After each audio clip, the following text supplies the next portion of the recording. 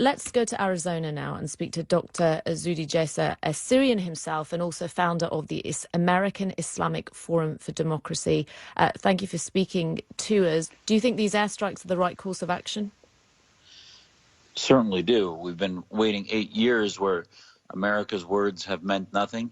And finally, we have a president that will not sit by and allow America's comments and the UN's resolutions to mean nothing. They do mean something. I don't think we should make more of this than it is, though. I do think that we are finally seeing the needle shift away from Russia and Assad and Iran and Syria, at least away from them. But really, do you really think that's happening? Do you not think this is potentially a symbolic move? The American government has already said this is not a change in US policy, which has always been to stay out of Syria. I don't disagree with that. You're right. We shouldn't make more out of this. However, you saw Secretary of State Tillerson go from last week basically giving Assad's talking points that the will of the Syrian people, Assad is in the hands of the Syrian people, which is a bit amazing considering having Iran and Russia in Syria. But having said that, a week later now he's saying that, well, perhaps their future is not with them. Perhaps we will see the end of the Assad regime. So that shift really shows that the line they crossed was a test for the Trump administration.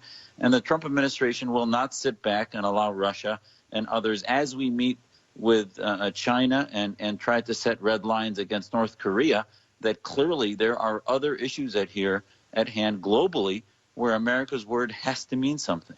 Chemical attacks have happened before. Congress had no appetite to strike in 2013 under Mr. Obama. Mr. Trump himself didn't want to. He was constantly attacking Mr. Obama on Twitter, saying stay away from Syria, focus on the USA.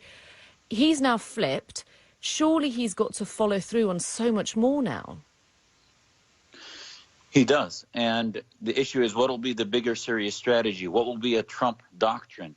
I think he's going to have to start to lay out the fact that you can't get rid of ISIS, which was the hallmark of his campaign. You can't get rid of ISIS without also seeing an end of the Assad regime, because if Assad was going to get rid of ISIS, he could have.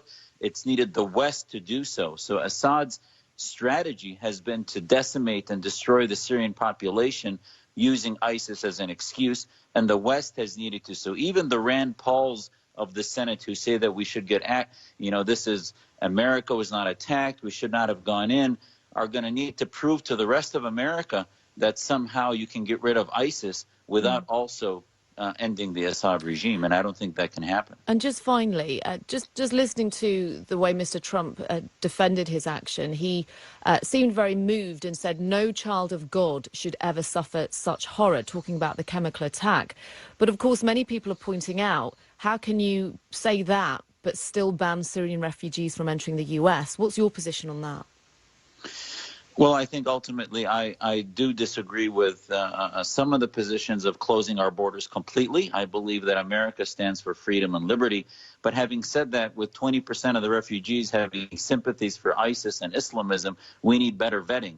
However, the blood and the genocidal actions of the acts of war in which chemical weapons were dropped cannot be compared in any moral equivalency to a country trying to maintain its sovereignty and protect its borders from threats, even in which the Assad regime handed out millions of passports trying to cleanse its population and push them into Europe to destabilize the entire region. So you have to look at all the aspects of this very complicated conflict. Thanks for your time, Dr. Zudi Jasser, a Syrian and also founder of the American Islamic Forum for Democracy. We'll keep you across this story throughout the morning.